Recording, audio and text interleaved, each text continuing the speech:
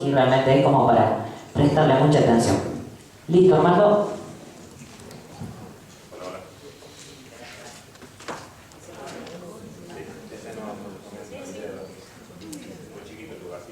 Es muy tecnológico, es muy tecnológico, muy complicado. Hola, hola. ¿Me escuchan? ¿Me escuchan así?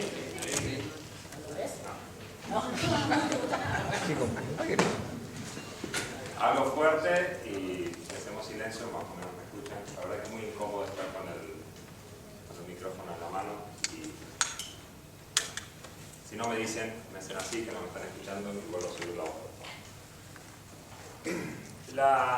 La presentación, bueno, está extraída básicamente de una serie de slides que están relacionados con tecnología que habitualmente la compañía en la cual trabajo desarrolla.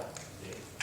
Lo que digamos voy a presentar básicamente es esa información un poco más agnóstica desde el punto de vista de productos. ¿Sí? Y voy a intentar, digamos, hacer una exposición de una visión más teórica sobre lo que hoy se aplica, lo que vemos en un montón de lugares que cada uno a veces estamos utilizando, tecnologías de certificados, o estamos utilizando tokens, o escuchamos muchas de esas tecnologías dando vuelta. Voy a intentar hacer una abstracción de cómo analizarla o cómo hacer un acercamiento, un análisis un poco más agnóstico desde el punto de vista de la tecnología. O sea que, por favor, sean bondadosos con la evaluación. Obviamente, sé que la mayoría que están acá son gente de banco y lo que los convoca habitualmente es el tema del fraude. ¿Sí? Nadie aplica tecnología de seguridad salvo que tenga alguna problemática, y hoy la problemática es el fraude que existe, que es cada vez mayor. ¿Sí? Y esto, obviamente, tiene un único motivo, que es que hay gente que se aprovecha de ese fraude y explota los riesgos implícitos que tiene cualquier aplicación de tecnología. Así que llegar realmente al riesgo cero es imposible, teóricamente, ¿sí? Pero lo que vamos haciendo en esta carrera es básicamente buscando nuevas herramientas que nos permitan reducir ese riesgo a una variable más o menos aceptable para el negocio. Si el riesgo es demasiado alto, cualquier gente de negocios no tecnológica dice no, esto es demasiado, no lo hacemos, ¿sí? Como técnicos, digamos, deberíamos intentar hacer más o menos lo mismo. Lo que pasa es que siempre nos cuesta un poco más evaluar los riesgos desde el punto de vista de negocio. Sí los evaluamos mucho más fácilmente desde el punto de vista técnico, pero desde el punto de vista de negocio a veces, digamos, nos cuesta un poco hacer la predicción de cuánto exponemos una organización cuando estamos utilizando una tecnología demasiado débil. Entonces, eso es básicamente lo que nos convoca. Y para un poco darle contexto, estas son algunos 4 slides de una encuesta que se hace en Estados Unidos, las instituciones financieras. Esta es la del 2010, que se publicó en el 2011, no está publicada la del 2012 aún, ¿sí? Donde habla justamente de una encuesta sobre el fraude que sufren estas instituciones financieras. Las voy a leer porque no me las acuerdo, básicamente. Bueno, como pueden ver ahí, el fraude mayoritario sigue estando en cosas que no son necesariamente lo que estamos habituados a pensar, que es el tema de phishing, etcétera, sino con el tema de las tarjetas. La cuestión es cómo consiguen esa información de las tarjetas. Probablemente uno de los motivos por los cuales consiguen esa información es por sistemas informáticos y no por los sistemas tradicionales habituales, que era robar la banda cuando se copia, cuando se pasaba por un post que no correspondía, etcétera, etcétera. Es decir, hay algo de esta información que vive en el primer bar que dice 82, que en realidad está explotada en base a que se consigue la información desde otro método. ¿Cuáles son las pérdidas no financieras? La pérdida de productividad es el motivo, digamos, la causa mayor que tienen estas organizaciones, las instituciones financieras en Estados Unidos, cuando tienen algún tipo de fraude. Esta es muy curiosa. ¿Cómo detectan el fraude? ¿Sí? Detectan el fraude porque alguien les avisa. ¿Sí? No porque tienen un sistema interno que permita detectar el fraude. Entonces el 76% es cuando un usuario notifica el fraude, ahí realmente se dan cuenta de que están teniendo algún tipo o que tenían una vulnerabilidad que está siendo explotada, ¿sí? O algo que directamente desconocían. Y la última es, ¿qué piensan ser estas organizaciones a futuro para reducir esto? Bueno, la mayoría de ellas habla de utilizar tecnología de autenticación más robusta. Las demás son una detección de fraude, sistemas de detección de fraude, un poco las tecnologías que hoy están en boga para aplicar en cualquier tipo de soluciones que tengan que ver con usuarios y este tipo de cosas.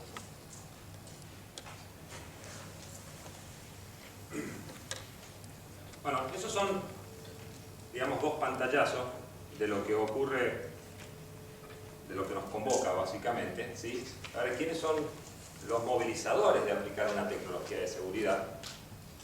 Porque, como todos sabemos, aplicar seguridad es, digamos, generar una distorsión en el gusto de los usuarios, ¿sí? A nadie le gusta que le pongan un nivel más de seguridad. Por lo tanto, ¿quiénes serían los movilizadores o los motivadores que deberíamos tener para utilizar tecnología? Por un lado están los consumidores, ¿sí? Los consumidores exigen más niveles de seguridad, algunos de ellos, aunque no quieren que se los moleste, pero sobre todo están teniendo problemas de phishing, están teniendo problemas de confianza sobre el tema de las instituciones. Esto surge de encuestas que nosotros realizamos anualmente. Realizamos una encuesta a unos 800 consumidores finales, de las cuales evaluamos cuál es su sensibilidad desde el punto de vista de la seguridad, ¿sí?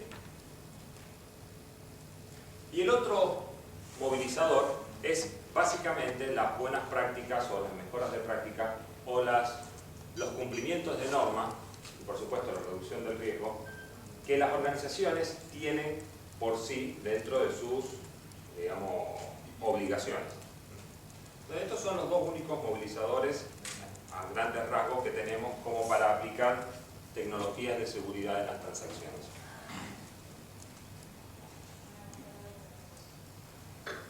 Como comentaba anteriormente, digamos, obviamente si aplicamos mayores niveles de seguridad vamos a reducir la usabilidad.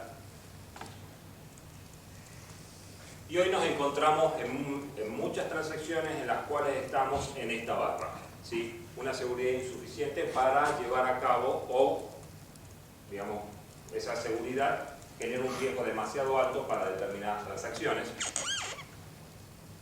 Pero por el otro lado, agregar demasiada seguridad puede generar un problema de usabilidad.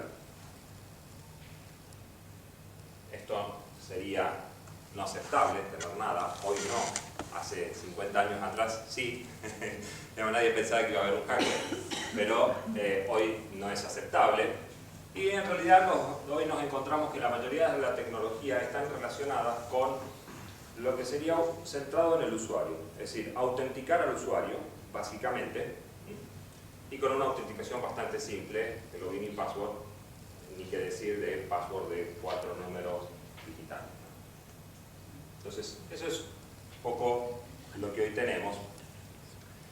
Y algunos ya se encuentran por obligaciones, o a veces por convicción, en este grado, digamos, de seguridad, donde en realidad ya no solamente se fija en el usuario, sino también que se fija en la transacción e intenta hacer un matching entre ambos, ya sea elevando el nivel de seguridad sobre el usuario, utilizando múltiples factores de autenticación, o elevando el nivel de seguridad sobre las transacciones, ¿sí? Por supuesto que para elevar el nivel de seguridad sobre las transacciones se necesita también tecnología, no es simplemente, digamos, así nomás, sino que hay una cierta tecnología que se puede aplicar sobre eso. Y en el medio, ¿sí?, nos encontramos con una suerte de una ayuda no predictiva, que es el tema del comportamiento. Es decir, no podemos estar seguros de las cosas que hace un usuario, pero más o menos podemos medir el comportamiento de su usuario y en función de eso tener una barrera o una prevención de si una operación es verdadera o no, o si el usuario se está logueando de donde corresponde o no, ¿sí? Esa sería a grandes rasgos, digamos, un panorama de las tecnologías que hoy tenemos aplicadas sobre transacciones y una visión de cómo se ven. Por supuesto que para aplicar estas tecnologías la mejor forma es hacerlo en capas, como siempre se nombra, y las capas son bastante, podríamos decir, obvias, que sería, la primera capa sería generar un grado de confianza y de seguridad sobre el canal, ¿sí? Desde el punto de vista del usuario y por supuesto de los datos. La segunda capa estaría relacionada con garantizar la autenticidad del usuario que está ingresando, ¿sí? O la autenticidad de la transacción que está ingresando. Y una tercera capa sería básicamente determinar si esas transacciones son raras. No necesariamente porque sea rara es fraudulenta, ¿sí? Pero sí detectar de que es rara nos previene, digamos, de esos casos que hablábamos recién, de que el 76% se da cuenta de que hay una transacción fraudulenta cuando el usuario la informa. ¿Sí? Entonces, no, son capas complementarias, pero ninguna sustitutoria de la otra. Tener una autenticación más robusta, por supuesto que va a reducir las transacciones fraudulentas, ¿sí? Pero las transacciones fraudulentas, así todos, se podrían llegar a producir en un futuro, en el caso de que esa seguridad, digamos, sobre el usuario sea vulnerada. Siempre cuento una anécdota, que es, yo estaba usando una tarjeta de crédito en México, fui a una farmacia y compré una cosa muy barata, ¿sí? Y acá llamaron a casa diciendo, sí, yo no había dicho que estaba allá ni nada, llamaron a casa diciendo, digamos, está en México, no sé cuánto, se ha hecho tal operación, sí, ¿cómo? Eso, digamos, es una prevención, una detección de lo que estaba ocurriendo, creo que a muchos les debe haber pasado, ¿sí? La confirmación que nos piden muchas veces cuando pasamos aquí, vamos a un supermercado y pasamos 2 veces la misma tarjeta para hacer una compra, nos pidamos algo, volvemos a pasar, se pasa 2 veces, se detecta de que es una operación anómala, ¿sí? No fraudulenta, pero sí anómala. Y en eso básicamente se basan los sistemas de detección de fraude.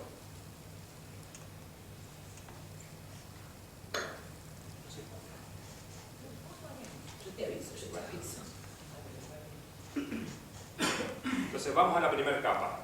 La primera capa es básicamente la parte de SSL, ¿sí? Hoy está bastante bien resuelto y casi como un avance después de 10 años, los navegadores, o sea, los desarrolladores de navegadores, los generadores de certificados y todo, digamos, el mercado al respecto, se han puesto de acuerdo en elevar los niveles de seguridad con respecto a la emisión de los certificados y hacer que determinados certificados se muestren de color verde, ¿sí? Cuando la barra cuando se encuentra un certificado de ese tipo del otro lado. El navegador muestra la barra de color verde. Eso que parece algo tan trivial, en realidad llevó mucho esfuerzo y hay un grupo, un foro en el cual se discuten todas estas tecnologías y en las cuales se va avanzando año a año. Por ejemplo, hace poco acaba de salir una nueva resolución que en el 2016 no se van a permitir emitir determinados tipos de certificados, ¿sí?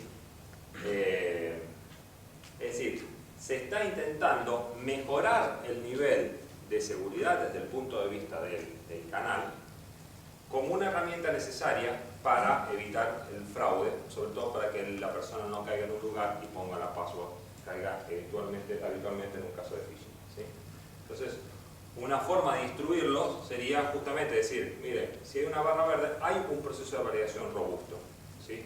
Y no como hoy, que en realidad, digamos, uno podría instalar un certificado de cualquier forma y no tendría esta detección. Bueno, eso es una etapa que hoy está bastante avanzada, ¿sí? Lo segundo, y esto creo que todo el mundo lo sabe, ¿alguien no lo sabe? ¿No? ¿Todos lo saben? ¿Sí? Levanten la mano, por favor. Esto es algo bastante obvio, ¿sí? Que al aparecer todas las tecnologías de autenticación, hubo una forma de clasificarla, que en algo que yo sé, algo que yo tengo y algo que yo soy, con esas características. Un PIN, un token y algo biométrico como grandes rasgos, ¿sí? Pero hay que tener en cuenta que esas cosas no son porque sí, así. No es que a alguien se le ocurrió decir, bueno, pongamos estas cosas como 3 nombres, parecen muy lindos, son cortitos, ¿sí? Y a todos nos parece bien. Cada uno de esos atributos, cada una de esas tecnologías tiene que tener un conjunto de atributos asociados, ¿sí? Por ejemplo, algo que yo sé debería ser algo difícil de adivinar, ¿sí? Fácil de memorizar y difícil de robar. Es decir, tiene que tener una serie de atributos. Algo que yo tengo debe ser transportable, físico, no copiable, otra banda o medio y resistente a un ataque de fuerza bruta. Es decir, no podemos decir que cualquier cosa es algo que yo sé, lo que yo tengo. Y uno de los problemas que tenemos habitualmente es las tecnologías que en realidad comparten estos atributos o que pasan muy fácilmente de un atributo a otro. Algo que yo tengo a ser algo que yo sé. Y voy a hacer la misma pregunta de siempre. ¿Cuántos de ustedes fotocopió o copió o le sacó una foto a su tarjeta de coordenadas? O sea, el atributo de algo que yo tengo se convirtió en algo que yo sé. Ya no sabes si lo tengo yo. Me mataste la pregunta, te iba a preguntar si una vieja discusión filosófica que tengo, si la tarjeta de coordenada es algo que yo sé o algo que yo tengo. Es algo que yo tengo, pero en realidad es algo que yo tengo si la protejo en esas condiciones, ¿sí? La cuestión es que debería ser resistente a todas estas condiciones. Si yo una tarjeta de coordenada puedo agarrar y copiarla en una página, ¿sí? Por un ataque de phishing o porque saco una foto, la convierto muy fácilmente de algo que yo sé, de algo que yo tengo en algo que yo sé. Y hay que pensar que el usuario no va a ser, aunque quiere seguridad, no es un aliado. El usuario lo que quiere es evitar todas las pautas de seguridad. Entonces, si le permitimos poner clave 1234, va a poner 1234. Entonces, si una tecnología que nosotros estamos aplicando y es muy fácilmente que el usuario la lleve, o sea, porque esta discusión la podemos tener acá y a lo mejor nos vamos convencidos 100 personas, ¿sí? Pero no es, digamos, la mayoría no va a tener esta conversación y lo que va a hacer es va a buscar el camino más fácil para resolver su problema. Y por supuesto, con respecto a las tecnologías de robustecer la tecnología de autenticación, hay un montón. Y cada día aparece una nueva, ¿sí? Tokens, la máquina, ya las máquinas vienen con procesadores, con, digamos, los nuevos Intel vienen con un generador de OTP dentro del BIOS, ¿sí? Con lo cual se puede utilizar eso, la máquina se puede replicar a sí misma. Los OTP, tarjeta de coordenada, USB, celulares, ¿sí? Desktop, bueno, recibir mensajes, recibir llamadas telefónicas, cualquier mecanismo que robustezca el mecanismo de autenticación, bienvenido sea, ¿sí? Se encuentra dentro de esta categoría. Y por último, bueno, antes de pasar al otro, esto es una digresión a gusto mío, porque es algo en lo cual yo trabajo mucho. No confundir dos tecnologías dentro de esto, que habitualmente se confunde, que es un certificado y un token, ¿sí? Utilizar un token que genera claves una detrás de otra es una contraseña, un PIN, y son parte de las buenas prácticas, ¿sí? que hacemos.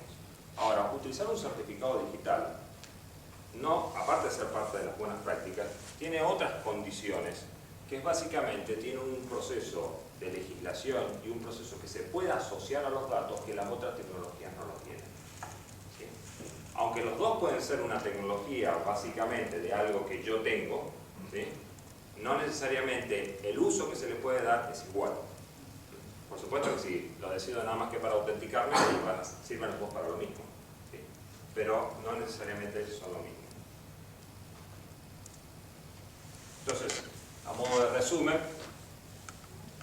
tendríamos que, desde el punto de vista de la segunda capa, esta capa de autenticación, tenemos un montón de mecanismos de único factor, de múltiples factores asociados a la identidad, etcétera, etcétera. Y seguramente esto va a seguir creciendo año tras año porque siempre hay alguien que se le ocurre algún nuevo mecanismo.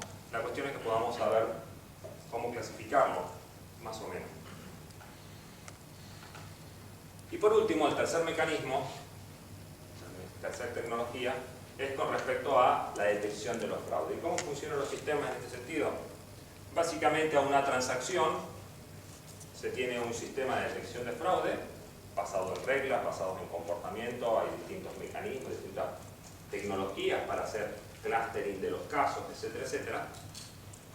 Y lo que se determina básicamente es si una transacción se encuentra dentro de un nivel de riesgo aceptable o no. Es decir, la compra que yo hice, la compra de pasar 2 veces la tarjeta en el mismo supermercado, se encuentra dentro de un parámetro correcto o no. Y en función de eso, lo que el sistema genera es un mecanismo alternativo para validar la transacción o no. En este caso, por ejemplo, mandando un mensaje al SMS, al celular, el usuario pone el PIN, aprueba, de ahí en más. Incluso el sistema va aprendiendo. Y a partir de ahí, sí, mira, esta persona es medio tarada, compra de aparte en el mismo supermercado, pasa varias veces, o sea, déjenlo para la próxima vez, que no volver a validarlo, ¿sí? Entonces, este es el tercer sistema. Por supuesto que es predictivo y tiene falsos positivos, ¿sí? Es decir, uno puede garantizar con esto de que siempre le va a pegar, pero por lo menos tiene la posibilidad de reducir ese 76% de casos donde el usuario llama.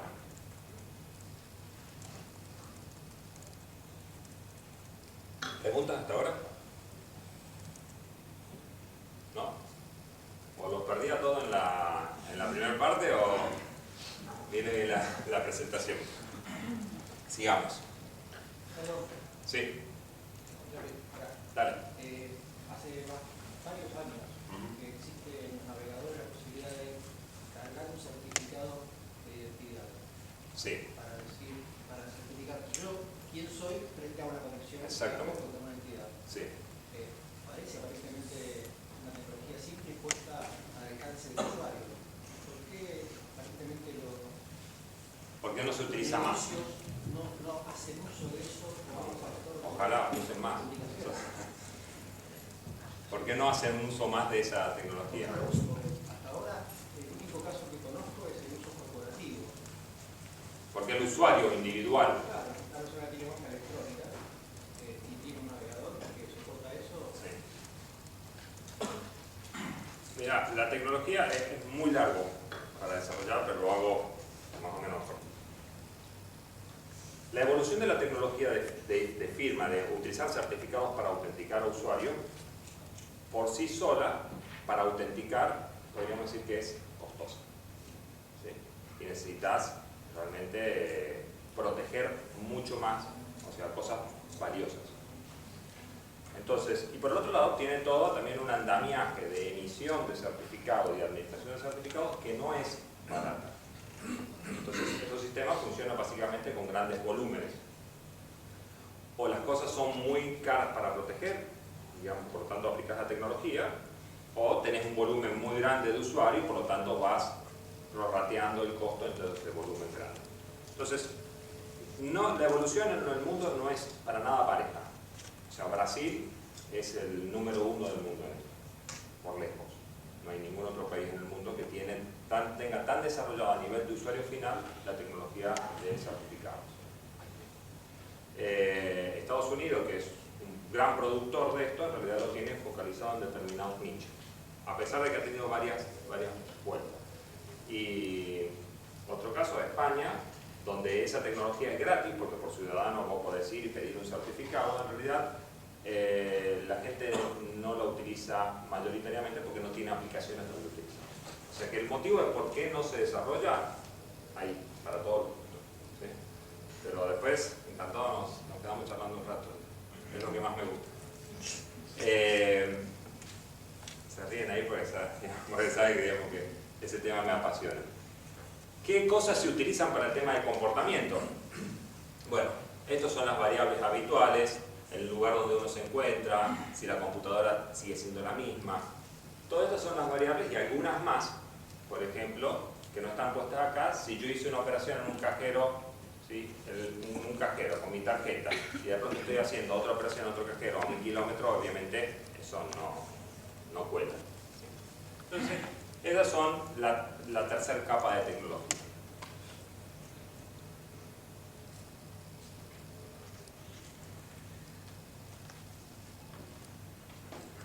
Bueno.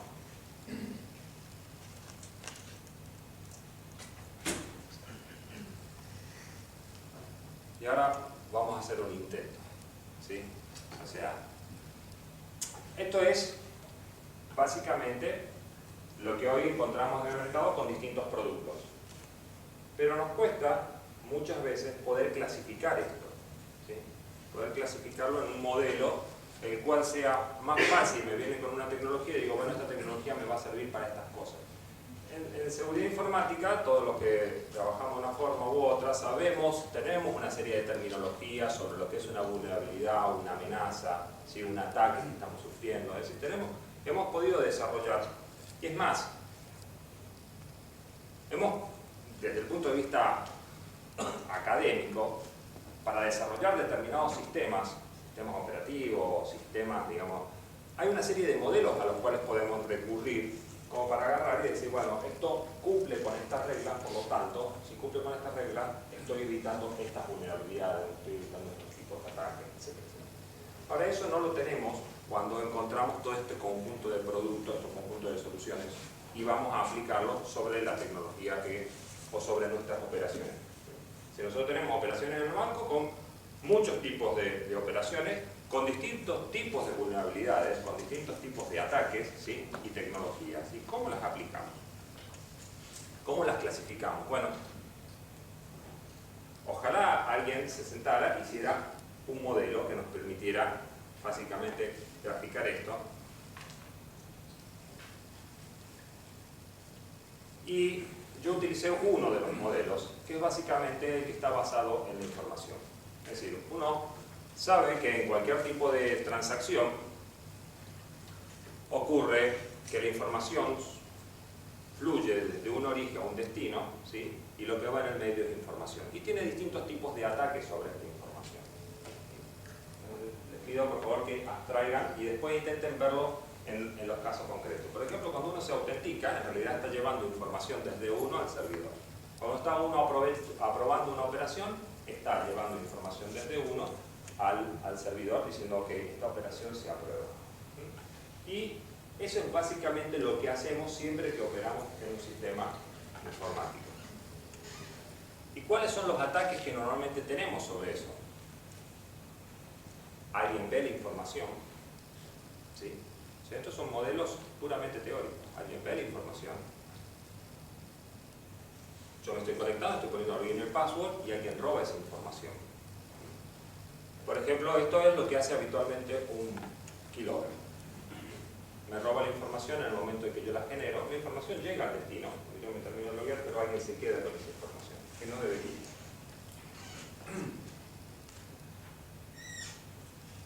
Esto sería algo más sutil. Es casi lo mismo, pero es yo caigo en un phishing. En realidad creo que estoy dando la información, pero en realidad se la estoy dando al intruso. Entonces, otro tipo de amenaza que existe.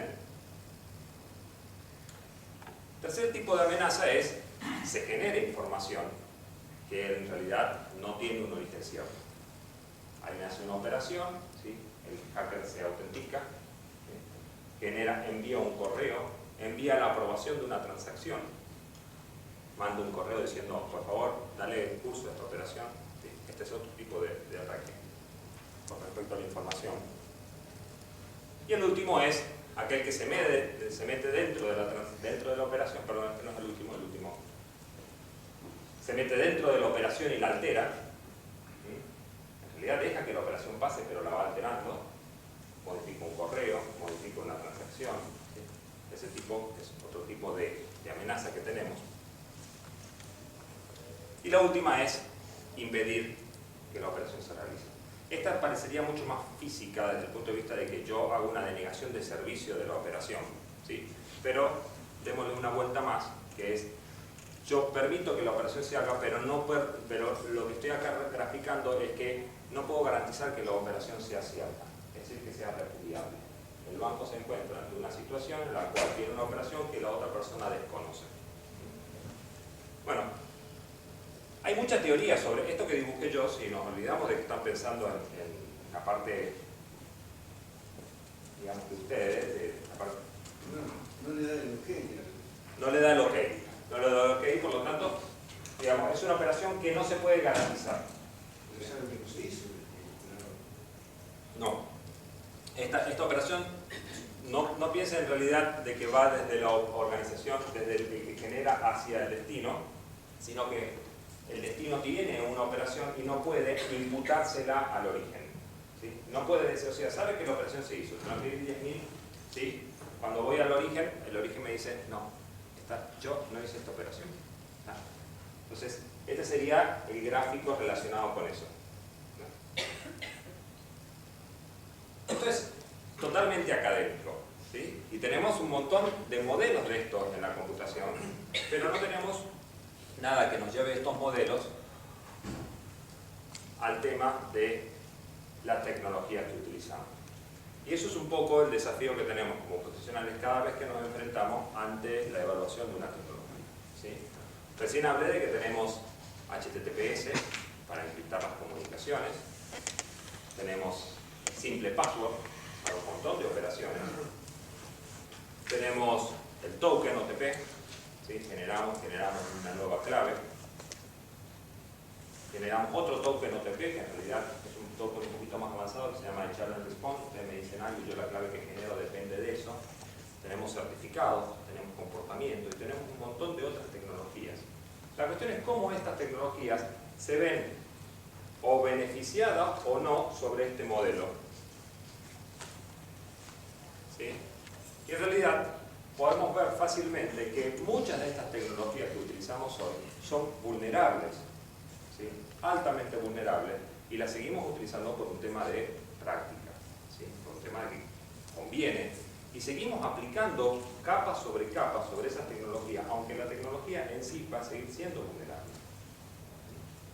Es decir, un login y un password es altamente vulnerable a que el intruso lo robe, por más que le pongamos cosas y cosas y cosas, ¿sí?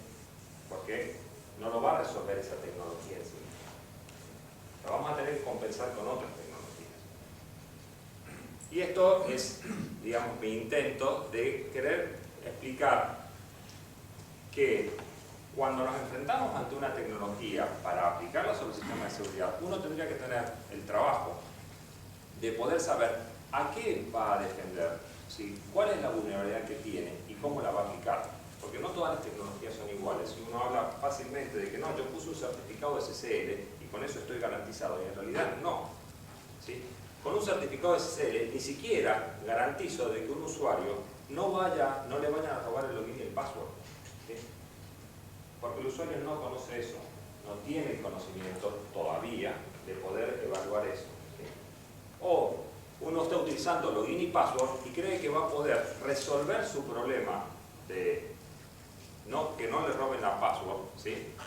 Sobre esa misma tecnología, y eso no va a ocurrir. Siempre que uno esté utilizando una tecnología con login y password, va a ser vulnerable, altamente vulnerable a que se lo roben, de una forma u otra, ¿sí?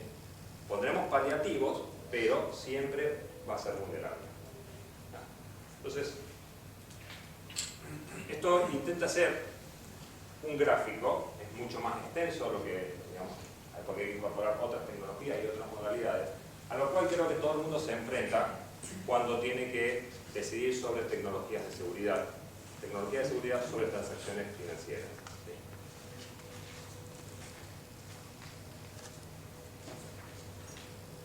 Voy a nombrar un caso, en realidad hay varios casos, pero voy a nombrar un caso, digamos, de un cliente nuestro. ¿Se puede? Sí. Bueno. El Banco Santander Río, desde hace varios años, antes, digamos, que fuese cliente nuestro, utilizaba tecnología de certificados digitales. De hace unos 5 años utiliza certificados, digamos, tecnología que nosotros le proveemos. Y esos certificados le permite para cualquier pyme o corporación, cualquier operación que tiene que hacer, la tiene que utilizar con certificados digitales, ¿sí? No puede hacerlo si no tiene certificados digitales. Además, tiene otros mecanismos adicionales, como por ejemplo la división de roles de múltiples firmantes, ¿sí? A uno que carga la operación y otro la prueba, ¿sí? Cuestión que va reduciendo estas brechas en el modelo, ¿sí? Va reduciendo, a veces no lo puede llevar a cero porque puede ser que los dos caigan, pero los va reduciendo. Hoy los certificados los utilizan en los navegadores, en las BlackBerry, digamos, en tokens físicos que los conectan, ¿sí? Y aparte eso les ha permitido también incorporar otros circuitos que no necesariamente están relacionados con la autenticación, ¿sí? Firmar un formulario se puede hacer con esa tecnología, mientras que con otras tecnologías no se puede hacer. Hay otros ejemplos más, pero los quieren después los mencionamos. Y la conclusión. ¿Ahora me expliqué o la última parte fue caótica, no? ¿Ah? No, me río porque tengo una compañera de la facultad donde, digamos, es un poco dura, ¿sí? Pero creo que lo que nos encontramos aquí somos todos profesionales dedicados a la seguridad informática y creo que la pregunta que hacía él, bueno, esto es una tecnología de algo que yo sé o algo que yo tengo, nos enfrentamos muchas veces ante un montón de tecnología, ¿sí? Parecen todas la panacea de la solución. ¿Sí? Yo tengo un celular que ahora saco la foto y con la foto me dice cuál es la transacción y me la manda por SMS. Bueno, veamos qué es lo que protege, veamos cuál es la vulnerabilidad que tiene y cómo la clasificamos antes de agarrar y ponerle un tilde verde como si fuese que esto nos va a resolver todas las soluciones. Entonces, las herramientas que utilicemos van a mitigar las vulnerabilidades, ¿sí? Existentes en todo sistema, encontrar cuál es la apropiada, no gastar más de la cuenta, no gastar menos de la cuenta, ¿sí? Es realmente el desafío.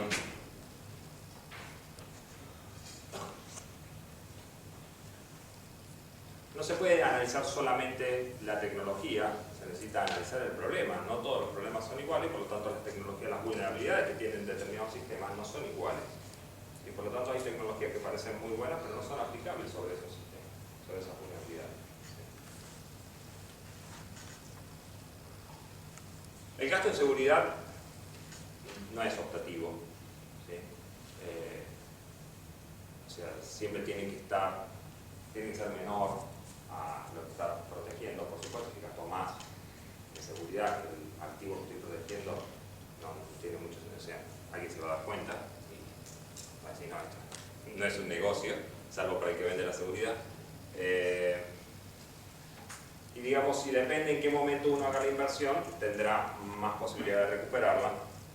Y esto que es a veces un poco sexista, pero es un poco, pero no encontré ninguna con un páramo. Eso es más sexista, pero... ¿Ah? Eso es más sexista. Claro. En realidad siempre hay una oportunidad de aplicar seguridad y es en el momento en el cual uno se encuentra ante un ataque. ¿Sí?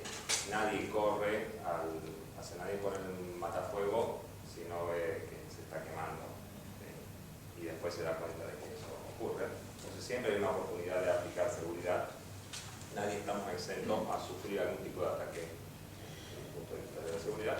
Lo que a veces es muy difícil conseguir pioneros o visionarios que saben que eso ocurre, dan un paso adelante, ¿sí? Y lo habitual es que la oportunidad se da en el momento de que estamos en la mitad del río. Y nada más, eso es todo.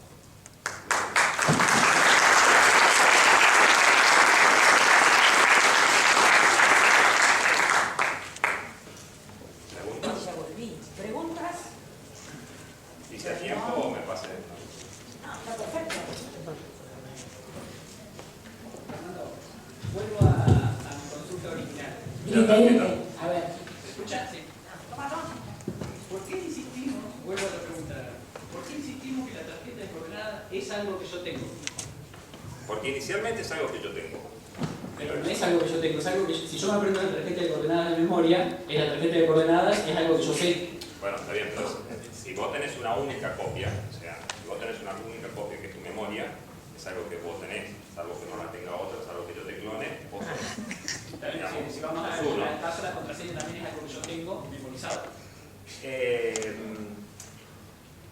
Sí. A lo que voy a lo siguiente. Pero vos, no pero necesito para tarjeta que de es coordenadas algo que yo para tengo, tiene que tener otra serie de atributos.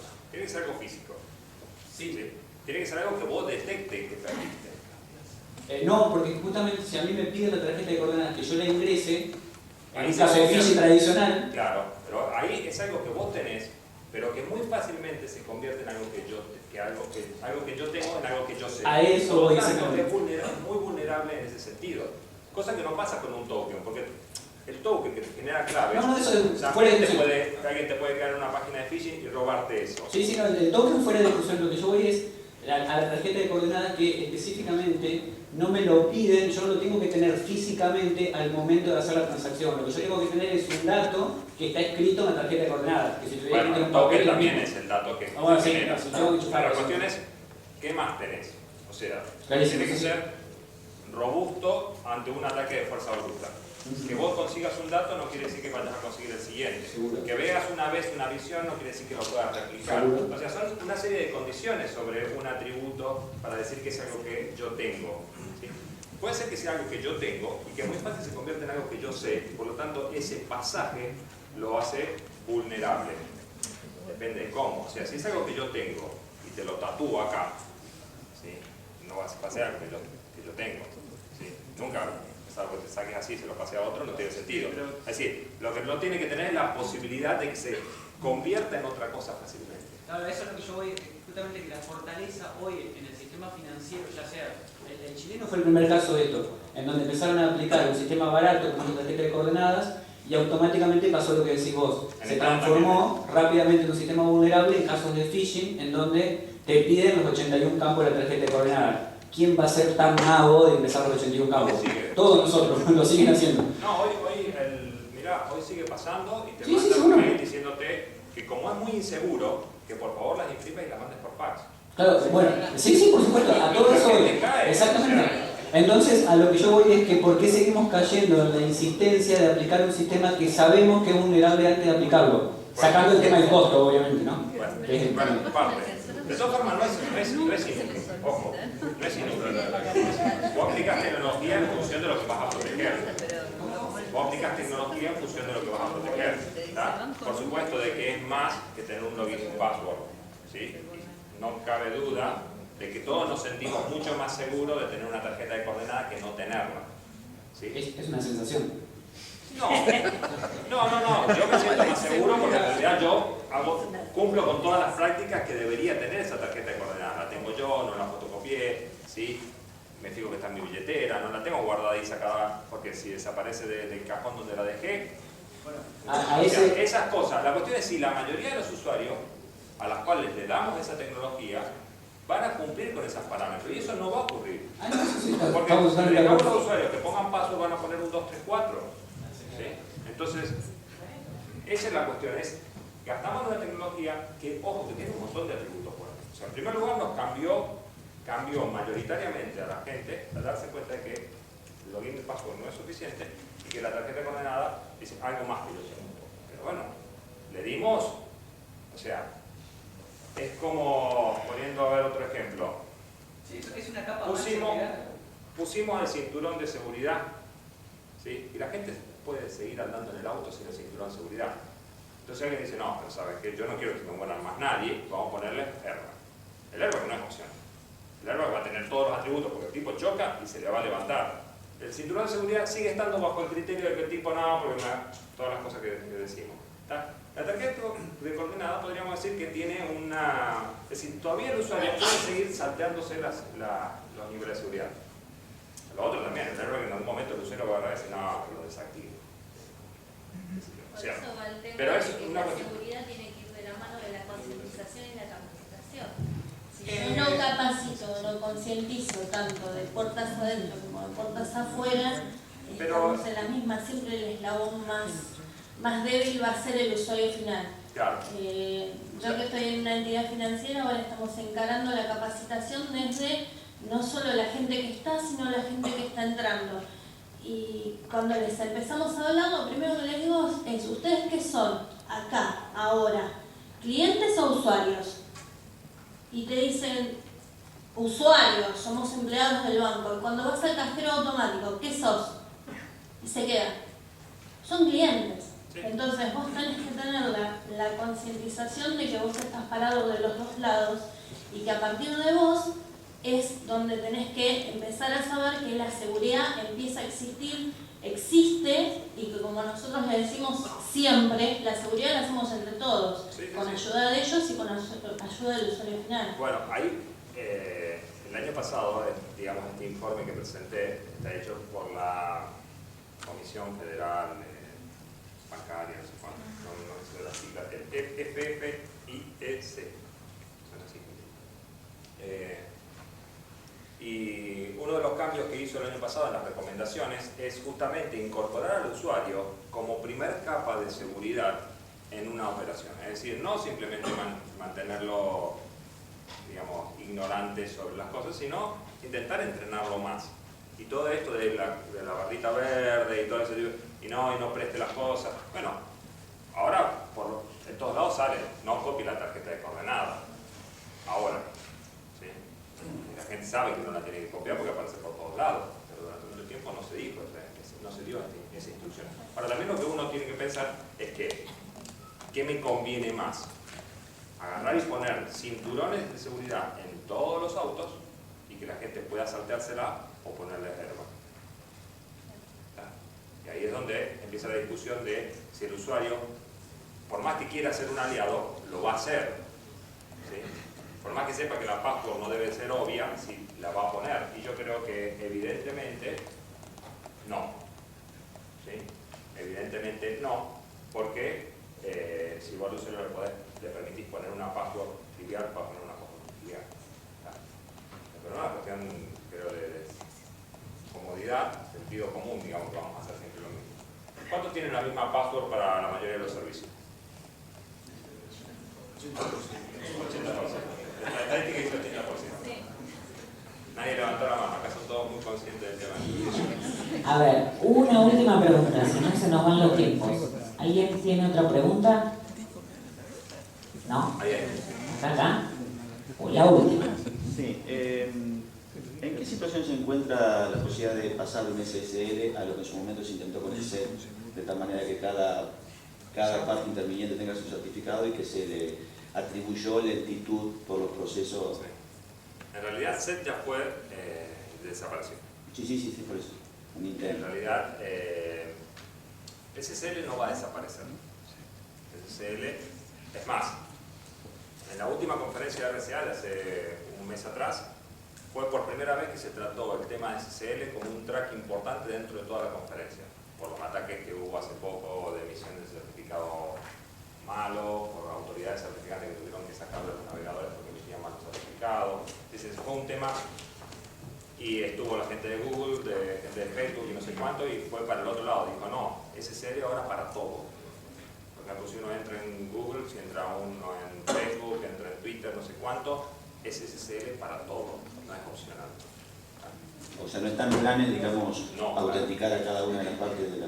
No, lo que pasa es que por el otro lado, eso es una capa muy fácil de implementar, que ya está implementada y que, bueno, ahora falta el tema de la capacitación. Por lo menos evita algunos de los problemas. Este robo de información, la primera vulnerabilidad, la resuelve bastante bien.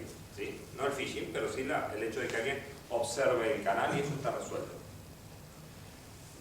Lo otro que preguntaba es sobre SET. SET no compite con ese SET. SET en realidad es un protocolo que estaba orientado a un protocolo de intervenir varias partes. ¿Sí? El que tenía la tarjeta, no sé cuánto. Y eso está reemplazado ya por un protocolo que se llama 3D Secure. Que en realidad seguramente muchos lo han visto cuando dice Verify by Visa, ¿sí? O dice Mastercard Secure Code. Eso es una implementación de este protocolo 3D Secure, que en realidad utiliza mecanismos de autenticación entre las partes, pero no llega al usuario final. Al usuario final, a lo sumo, lo que le pide es una password más que tiene que poner dentro de su emisor. No sé si alguien alguna vez utilizó Verify by Visa o tuvo que hacer una compra. Bueno, tiene que tener una password y el número de tarjeta lo tiene que poner en el sitio de la tarjeta. O sea, era muy costoso implementar SET.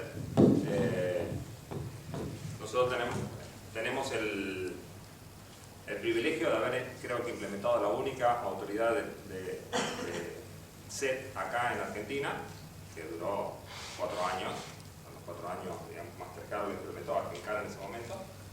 era muy complejo el sistema, realmente complejo, y al final tenía que llegar a que todos los tarjetavientes tuvieran certificado. Y era muy costoso en ese momento, porque la evaluación era que promedio un tarjetaviente en internet hacía un gasto de $20 año. Y el proceso para proteger esa operación era mucho más costoso a nivel mundial que digamos, que el beneficio. Y por eso, digamos, fue cayendo y se reemplazó por otro, que es este 3D Secure, que es lo que hoy los comercios están obligados a implementar, porque si los comercios no lo implementan, en realidad el contracargo se lo puede comer el comercio.